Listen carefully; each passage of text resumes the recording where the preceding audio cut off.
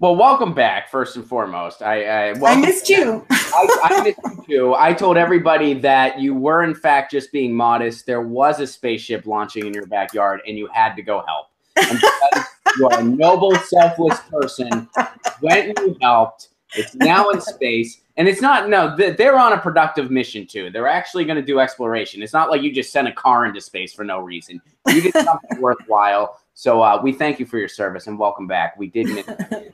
So that guy got a tax break and he was able to dole out, what, 90 million to put a car in space? Why not? But, you know, half the country's poor. We have a wage discrepancy between the rich and the poor, unforeseen since about ancient Egypt. Why not send a car into space for no fucking reason? You know, a car used to be my house. Wow, yeah. A lot of people, actually. A lot of people's houses. So we got a lot of listener questions, so we're going to get right back to them because I've taken up a lot of the question time, and that's not our style here. People want to know, have you worked ever with Gail McLaughlin on anything? Yeah, actually, she just endorsed me. Gail and the Richmond Progressive Alliance in Richmond held a fundraiser for me a couple weekends ago, and she endorsed me. And she tweeted it out and put it on my page and everything, which is great because she's amazing. What they did in Richmond's amazing. I support Jovanka Bickles and her run as well. There's a lot of good candidates out there. The Democrats, the delegates cannot endorse. I'm also the treasurer of the Field of Burn Club in Los Angeles, and we allowed her to speak, but we can't actually endorse her or even put her on a ballot because she's no party preference. But it's a known fact that everyone endorses and supports, or everybody supports Gail McLaughlin in her run for lieutenant governor. So Marcus wants to know, what are your thoughts? Could you speak a little bit on the issue of prison slavery? Well, I mean, with the fires that just occurred, I mean, I believe I heard the number was $1 a day. They had women out there. Yes. Yes. I think the 13th Amendment, that the whole thing is the system is not broken. It's set up this way. And the system needs to be revamped. I think it's heinous. I think it's a reflection of our society. And it shows that, you could say that we've had advances we've come a long way from slavery, but in fact, we really haven't. There's overt and covert racism. And that's what we're looking at today. And for-profit prisons needs to stop. Prison slavery needs to stop. I mean, Hillary Clinton wrote in her book about having slaves or prisoners, slaves basically, working at the governor's mansion for her. And it's like, that's insane. It's insane that still happens today. And it's allowed. Kamala Harris, as the Attorney General, actually was against allowing early release of prisoners because it would have affected the labor, the cheap labor that the prisons provided. How heinous! She tried to blame that on her staff. Yeah. Well, I mean, ultimately it was her responsibility, but I mean, I'm sure a lot of people don't even realize that. But that's what this whole prison system. I mean, every prison. I think it's 28 prisons have been built since '85, and how many universities have we built? I mean, it's a fraction of that. And all of those prisons are built to incarcerate Black and brown people. That's why they're there, and they're there to make money for somebody. So they're making a buck off destroying people's lives. And that's what this is all about. It's all this capitalist society is all about making money at our expense. You know, I mean, first of all, everything you said is totally right on. And also, I got to tell you, I consider myself an outsider. I always will be. So I try not to get too gushy about my guests. But, Maria, for you, I got to make an exception. Not only do you help spaceships launch and get to where they need to be, you also have the patience to read Hillary Clinton's book. You are a stronger woman than I didn't read it. I saw somebody actually put you didn't read it. And they highlighted. I want to spend money on Are you crazy? That's never gonna happen. Never ever. Well, you know what? I always tell people I wanted to read the book until I found out it wasn't a choose your own adventure. That was the turning topic. first I thought I was like, if it's a choose your own adventure, I'm in, you know, like you could be like, to blame the DNC, go to page 9, to blame Bernie again, go to page 26. Did you hear that, that she's going to help candidates in the 2018? She's going to go around with them. It's like, she's less popular than Trump. Like, they just don't get it. Even the speakers, Nancy Pelosi is speaking at the convention. Pelosi. Well, you know what what are they thinking? They don't get it. You know what I noticed this morning? Cory Booker apparently now is the latest person to say he's not accepting corporate money. And it's very interesting to me how all of the Democrat 2020 White House hopefuls are emulating the guy we were told could never win. Very interesting. Right? You know how many of them are emulating Hillary Clinton? Zero. Kirsten Gillibrand will, you know, sing her praises, but then in practice, she's not trying to copy that. She's not trying to copy that. At least not publicly. Of course, they all have a public and private persona, but publicly. Well, this is my take on it. I think even the Nurses Association endorsed Gavin Newsom, and Gavin Newsom has not been strong on SB 562. They literally had to have a talk with him one day, and the next day he's out, you know, supporting SB 562. But if you, as a person, don't feel it in your heart, and it's not something that you on your own would have supported because it's the right thing to do, then you're not the person for that bill. And I just like you said with Booker and so many other politicians, they're all jumping on the Medicare for All bandwagon, but they really don't support it. So even, for example, a lot of California politicians say they want Medicare for All. Well, if you can't pass it in your own state when you have the majority, why would I believe that you're going to pass it on the federal level? Because at that point, they're just going to say, well, the Republicans are blocking it, or we can't do it because they're doing it. Or they'll say, we need bipartisan support. No, we don't. We don't need bipartisan support. We need you to do your damn fucking job, and we need you to push this forward. And I don't see any of these politicians being forceful with the speaker and addressing this in a forceful manner to say, we really need this. The people in the state need this. I mean, they're not doing it because they don't want it to pass. They'll say, well, I did this or I support it. Unless you're out there talking about it, preaching about it every day, no, you're not. You're really not. You say you're for something, and when you say you're for it, you sound like you're in a confessional booth. Well, and I don't want to sound I better break it to myself. I mean, do you remember that? That was so gross. I mean, that was just so uninspiring and gross. I mean, who do you hear that's whenever he speaks, he's about it. He's about raising minimum wage, you know, free college, you know, healthcare. Bernie Sanders is always out there talking about that. Why? Because he truly believes that, and he's pushing for it. None of these other politicians are doing it. And the ones that are, just like as we just said, are only doing it because it's politically expedient for them to do so. But once they get there, they're not going to do it. They're just, they're there now and they're not doing it. All right, so we got a bunch of questions. We're going to go quick on these because we only got 15 minutes left. Jesse wants to know, how do you think California should address the issues raised by Black Lives Matter? Well, I think that I fully support Black Lives Matter. I was really disgusted when I heard that the Democratic Party didn't support him. There was pushback by the party. The reason Black Lives Matter exists is because the Black community is just tired of their children and their family members being gunned down and murdered and assaulted for no good reason.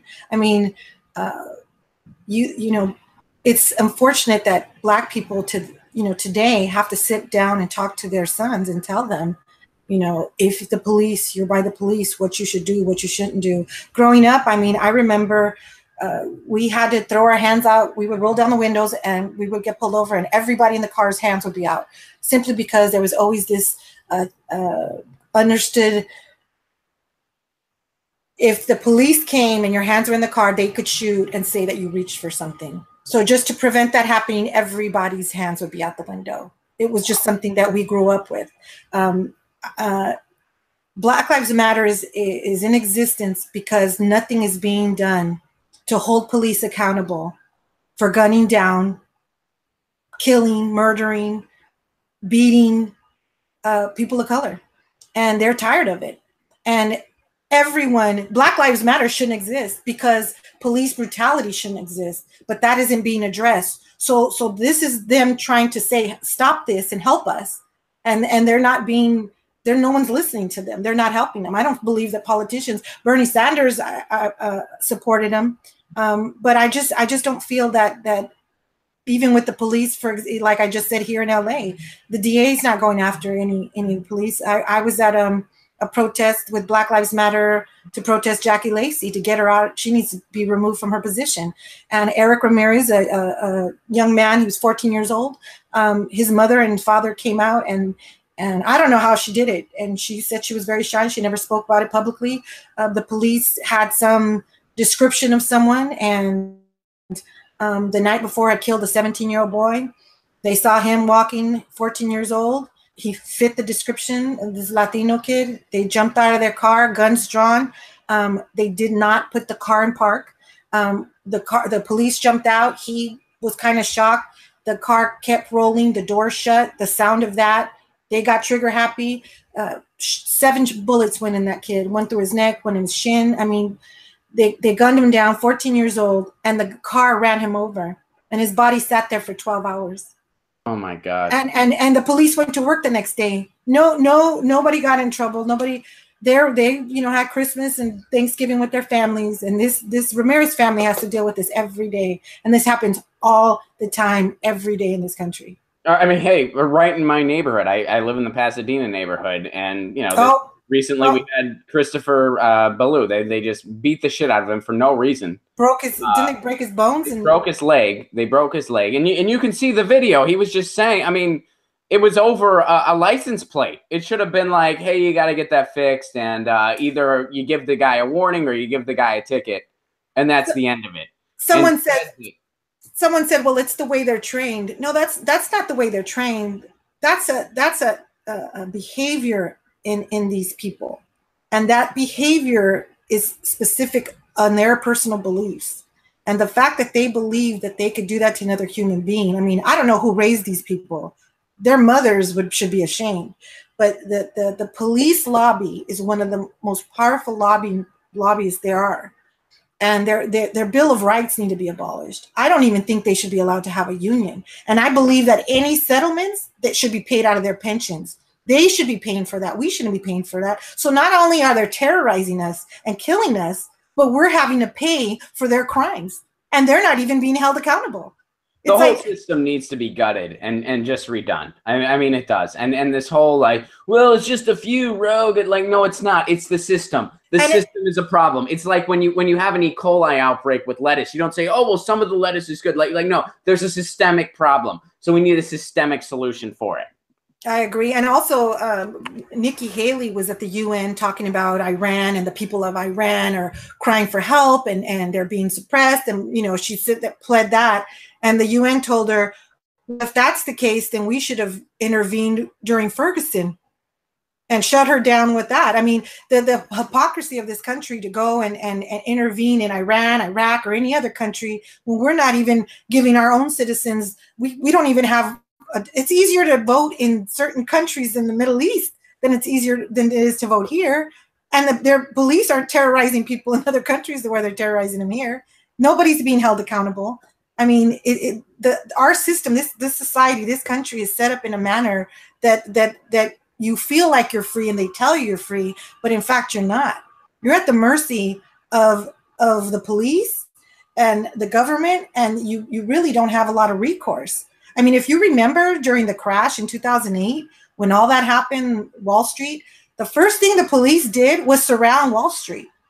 They went to protect the people that robbed this country and crashed the stock market. They didn't come to protect us. We're the ones that got hurt on that. The American public is the one that lost on that. And yet they went to protect the people that caused that whole thing to happen. And yet they were the ones that were bailed out. The banks were bailed out, and the American people got screwed. Yeah. All that money that was put, if they would have given that money individually to each American citizen and spread it out, that would have boosted the economy more than saving them. Absolutely. All right, so we still got a lot to get through. We're almost out of time. Edwin wants to know, first of all, a couple comments here. Matt points out, after 10 years in the Navy, we had clear defined rules in place about the use of deadly force. Police have a horrible work culture. I agree with you, Matt. Frederick Murphy, it is hopeless. They have set up barriers to stop progressives from winning and will make up new laws and rules on the spot if they have to. Yeah, I mean, well, we got to keep trying. Edwin wants to know, how is Rendon responding to your campaign? He has completely ignored it. Oh, really? You haven't had any? Maybe you need to make a poster that shows him in an unflattering light. He's been crying like a baby whenever that happens. I can actually tell you that when I appealed my my decision, when they blocked, they said that I didn't meet the requirements to block his endorsement. I appealed it, and the only person that responded was Bill Wong. Bill Wong is the political director for the assembly, and he had posted on his Facebook a really condescending post about people that want healthcare, want unicorns and ponies, and just really, he's, you know, but that's the way they talk to us. And in his response, he says, in addition, please find attached numerous posts by Estrada that show that she does not support the Democratic Party. And then he says, lastly, as I noted before, her campaign has shown a proclivity to physical violence as evidenced by the injury and emotional distress suffered by Speaker Rendon's staff at the hands of Estrada's volunteers. Oh, that is so ridiculous. So I texted him and I said, I hope you have police reports and hospital records that show that, you know, and otherwise sue me. I mean, the fact that is that the claims that he's making are outrageous, and they'll do anything to discredit, and this is only because of this appeal. Otherwise, he would have not even responded to me. I actually tweeted it and tagged him and said, you know what, you should be careful what you say, because it's just they dismiss us, and then when they have to come out, they bash us as much as possible. When Rendon took that position 5 years ago, he knew the environmental issues plaguing that community. He knew that Exide plant, there's been 300 kids tested positive for lead. I mean, I could go on and on. You could go back 20 years and look at all the environmental issues. So you would think, and he went in saying that he was for single payer, for healthcare. He's the one person that stopped it. There's no excuse for that. Yeah, and you know what? I'll make a statement right now too, and this is me talking as an individual. This has nothing to do with Maria. Anthony Rendon, you are a coward. You are a fraud. You are a liar. And if you have any spine whatsoever, I dare you to come on this show. All right, you can continue. Need to get that off my He won't come on your show. I doubt it. I'll actually say, hey, Ron wants to go. I have his cell, so I'll text him and say, Ron would love to have you on his show. So we can text him this clip later. He'll probably. I have no respect for that guy at all. I have zero respect for that guy. And that's, I mean, I don't have respect for most. He actually he had a meet and greet. He is the bottom of the barrel. Yeah, he had a meet and greet for he is like the fungus on shit. That's pretty much the level he's at. And yes, I'll say that open. And again, Rendon, open invitation. Come on this show. Come on this show, big guy. You want to keep healthcare away from thousands while they're dying in the streets? Come on this show and justify it, you pathetic coward. Do you know that the SB 562 would actually cover undocumented people as well? So you have all these workers out in these fields being subjected to who knows what chemicals. And they not only are they undocumented, they have no health care. I mean, it's inhumane, the conditions they're. And I would also like to say, boycott Driscoll Farms. They treat their workers terribly. Do not support them. Do not buy any of their product. And that a shout out to my people in Sacramento, Al Rojas, Desiree Rojas, the Rojas family. They've been labor rights activists for decades. They had bilateral event in Compton at Dominguez Hills, and they had people from Chiapas there. The NAFTA is affected. Well, NAFTA and interference by the American government in foreign governments and their economies has wreaked havoc. And all of these, that's what causes the migration of Latino Americanos to the United States. And then we're told we're rapists and drug dealers to go back home. But the more this country continues to interfere in foreign governments and their elections, that's not going to stop. So, we create this atmosphere and it causes this instability in these countries, and they come here because this is the land of hope, and then they get shit on when they get here, and they're treated like shit, and it's wrong, and all of this, whether it's the economy or healthcare, all of that is intertwined, and people under the belief that the Mexican Constitution actually allows for healthcare. They have socialized healthcare there. So people aren't coming here for healthcare because they have it over there. They're coming over here because they don't want to get killed. They're coming over here because they're just trying to make a buck for survive. That's why they're coming here. I mean, it's the simple fact that people just want a better life for their families, and this country represents hope to these people. And it is really unfortunate that, and one of the things that I really have a problem with is that it is our own people, like Anthony Rendon, who's a Latino, who's doing this to us. The 63rd district is like 75% Latino, and he's completely disregards the entire population. Whether it be healthcare, the economic situation, the gentrification that's going on, all of that has been going on for decades, and nobody that's in position right now of power is doing anything to stop it. In fact, they're promoting it and pushing it forward, and we need to stop that. People's lives are at stake, literally. Absolutely. So we are totally out of time. So Maria, please, I'm wishing you all the luck in the world, because Anthony Rendon is a terrible thing for this state, and he needs to go. So how can people learn more about you, and how can people support you? It's mariaforassembly.org, for stateassembly.org. I also have a crowd pack. My donation page is there. And I'm going to be at the convention next weekend in San Diego. I do a lot more media.